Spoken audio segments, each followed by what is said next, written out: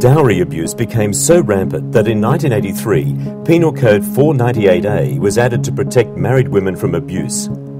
Commonly known as the Dowry Abuse Law, this code makes it compulsory for the police to take action when a woman lodges a report of abuse on her husband and any member of his family.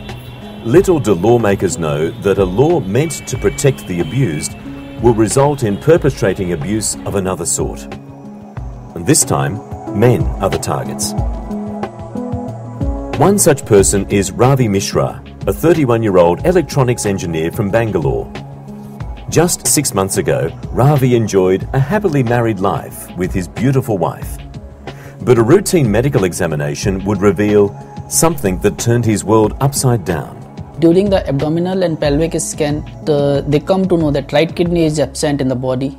So they told that, it is quite common. Like out of 500, one person will be with a single kidney.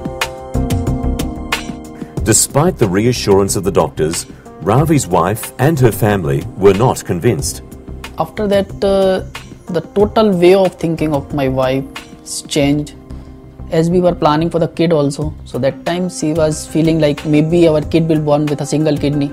Then my in-laws started interfering. They were trying to convince my wife that this person is not going to survive quite long, so you need to have financial security. So in that way my in-laws also started asking for the divorce, and they were asking for the money also.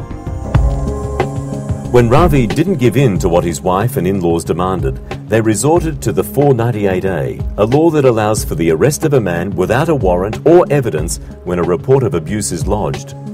Ravi's nightmares had just begun. The regular practice happening here is once the complaint is registered, police is having power to arrest them. Cases like Ravi's are gaining momentum all over India. More and more cunning women are exploiting the law to gain leverage and even extort money in divorce cases.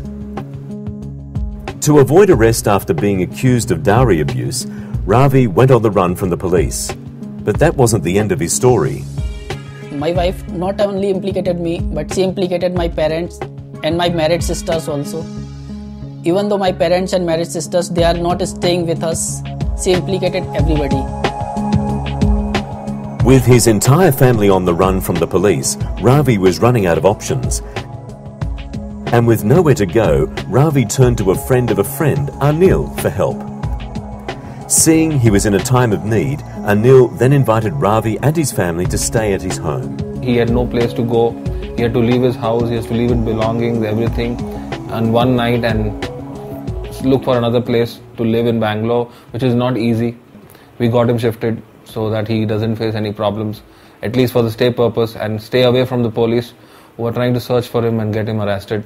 This is the room where myself and my parents are staying. So it's like this is a small room with attached toilet. So we are managing in this room. My parents are sleeping on this bed and I'm sleeping over there, the down area. And sometime I'm managing with them also.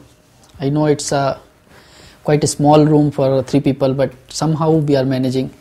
And we hope that very soon we will come out of all this mess. Living with so many people in such a small space must be difficult. However, it turns out that Anil was empathetic to Ravi's case, having been accused of dowry abuse himself a few years earlier. I got married in Coimbatore, that's in a place called Erode, which is next to Coimbatore, and we were living happily. Then I shifted to Bangalore for working here, stayed here alone for 16 to 17 months, then got my family shifted along with my wife. Once we shifted, within the next 10 days she left me. 2 years after leaving me, she went ahead and filed the case under 498A for me, and we were shocked to see that police just entered our house one fine day and took me to Chennai and put me in jail. And it turns out that these two are not the only ones affected by this law. Every Sunday at Cubbon Park in Bangalore, the Save India Family Foundation holds support groups for people currently charged under the 498A. And as you can see, there are a lot of cases. What has happened is the moment a complaint is received under any of this section by the police, they do not investigate. They do not go into the genuineness of the complaint. or verifying any background, and they simply arrest the whole family, it is a violation of the international human rights principle as laid down by Amnesty International, which says every person is innocent until proven guilty. And the men are not the only ones who are speaking out about the law. In the recent times, the dowry laws and the domestic violence laws are being misused in India by the daughters-in-law to extort money from the husband's family. Just on a simple verbal complaint of a daughter-in-law, the whole of the husband's family, whose name is put in the FIR, is put behind bars without any investigation, without any verification. The husband's family or the mothers-in-law, they are not given a chance even to speak a single word in their defense. Although dowry abuse is a real concern in India, it appears that the law itself is doing some abuse of its own.